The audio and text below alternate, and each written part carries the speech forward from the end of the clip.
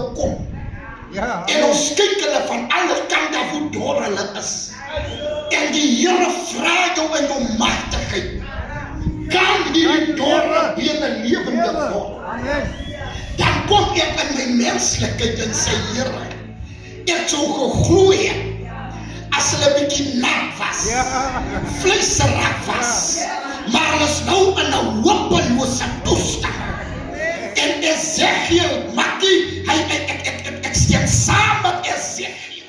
Ek was al by baie kere, as ek die situasie hoor van mense, dan weet ek kan ek sê, ons moet bid oor die saak.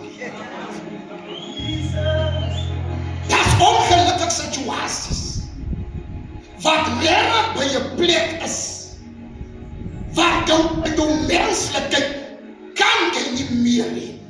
Jy het nie 'n raad nie, jy het nie 'n plan nie, jy het nie 'n uitweg nie, jy het niks.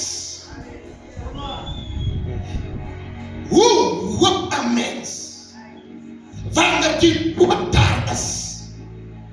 Die plan van geloof was, my kind is op sy uiterste, kom lê haar die hande op en sy sal gesond word. Jy hoor mos in die gebed, daar is nie ruimte vir die dood gemaak. Daar is nie ruimte gemaak vir as dit slegter gaan nie, want die hoop is, dat moet nie slegter gaan nie. Geloof is 'n vaste vertroue. Maar hoop is iets anders. Hoop is by 'n plek waar jy in ons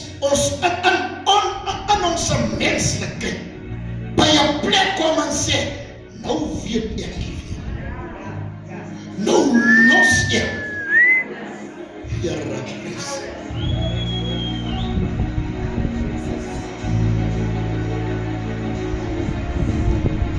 Mense, kom ek sê vir u, as ek dit noem, dan noem ek dit met rype ervaring van dit wat ek het doen ek vir 30 jaar.